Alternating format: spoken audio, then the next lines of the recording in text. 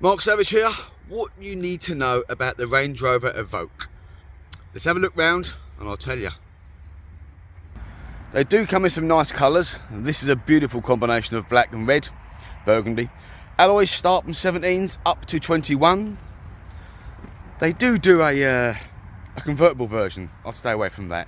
But they are nice. Twin exhaust at the back. Nice little spoiler. They hold the road really well. They do have good presence on the road as well. But let's get to, engine and headlights, because that's what you need to know. Two basic engines, 2.2, one to go for. 2 litre Ingenious engine, it's just a pile of poo. It's in the Jaguar XC, it's in the Discovery. Don't get it. It's a world of pain, it just goes wrong. These aren't too bad. Headlights, that's all I can say about them. You need to upgrade their HB3s, definitely upgrade to LEDs. Don't get the cheap £10 ones, pay a little more for them. They are literally push and turn around. None of these clips, they're easy to do. This one here, you've got to undo a couple of bolts to move it out. The other side's piss easy to do. Servicing one of these, you can do it yourself. Air filter, this has to come up with 2 bolts here and a bolt there, get this top up. In the front here is your diesel your diesel filter. That needs doing. If you just bought it, do it anyway. And the oil filter is just underneath it. A bit of a bastard to get to, but you can get to it. Under the front is the belly tray that comes out in 5 bolts, drops down, and the oil is so easy to do yourself. All you can do is bash your knuckles a little bit. Now, this filter, however, is a bit of a bugger. You've got 4 lines to it and you have to suck it through. If it does, you don't get it right and it starts wrong, it isn't end of the world. You can still suck it through. You can't really pre-fit it, it's a bit hard. If you don't want to do it, send it to a garage. But the oil filter and everything else is piss easy to do. Of course, your fluids, they're always handy doing as well. They drain out, just put the bottom hose off the bottom of the radiator while you've got them off there, and then refill fluids. Always use good antifreeze. Generally, batteries under here as well, and they've got a little side battery here for the SOS system. I'll go through that in a second. You do have a pollen filter in here, and it's right up here. It's a stupid place to get to it. It pulls out and pushes back in again after a few little nuts and bolts, but it's easy to do. They look so much nicer with a cream or grey interior. I think this looks beautiful inside.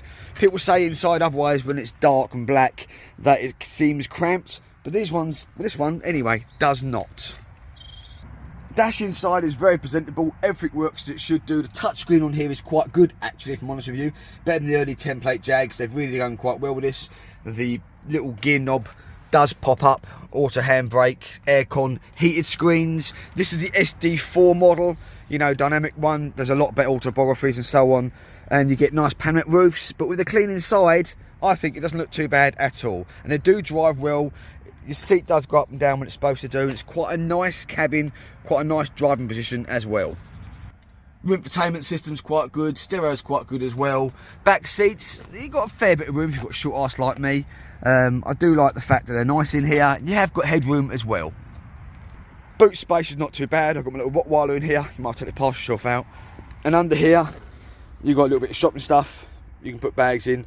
Here's something you need to make sure that they have. For some reason, you're buying cars today, they don't have the bloody locking nut. Always check it's got the locking nut. It's just worth doing. It's £40 to get them off, another £40 messing around. The locking nut, you can get them on eBay. I did this one, they're £18. You have to pick the picture of the locking nut and away you go. And to add to this little bit here, don't worry about the tyres too much. These are 18s, 245 by, I think 235 by, I'll get it right in a second, shouldn't I? Start again, 235 by 60 by 18s. They're £100 a pop. That's not too bad, you know. All round here, probably £500 to get a decent set of budget tyres. You can go up, of course, if you want to. I wouldn't suggest you do that. And there you go, a couple of minute review of one of these. Go buy one. They are nice. Not to a hairdresser, if I'm honest with you. They handle the road really well. The lights are rubbish. Get the LED upgrades. Don't buy the Ingenious engine. As I said, it's not very genius at all. It's a piss poor engine design. What goes wrong on these though?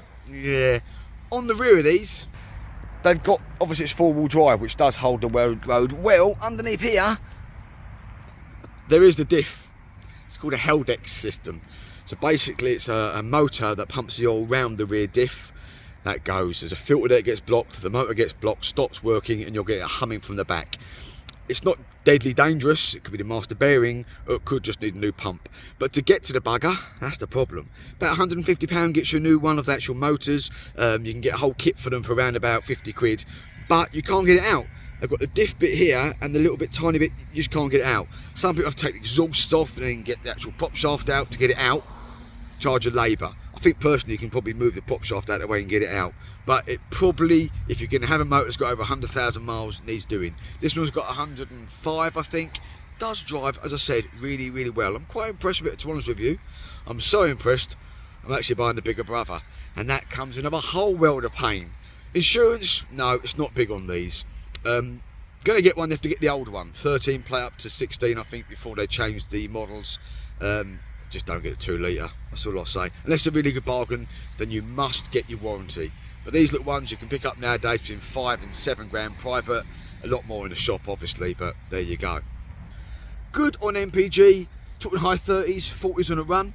Also don't flog it. 9-speed auto boxes, that does need worrying about a little bit. What do they suffer from? Same as every bloody car, you know. Turbos, the EGR, DPF. You know, you buy a Fiesta nowadays, a 1 litre EcoBoost wet belt, they're a pile of poo. So if you want a bit of prestige and you're fed up with BMWs, Audis and Mercedes, try an Evoque. Still a family car, just a little bit smaller. It doesn't feel that way on the road though, and when you're following one, it most certainly doesn't feel that way either. Nice, simple. Take care of yourselves on the road. Bye bye.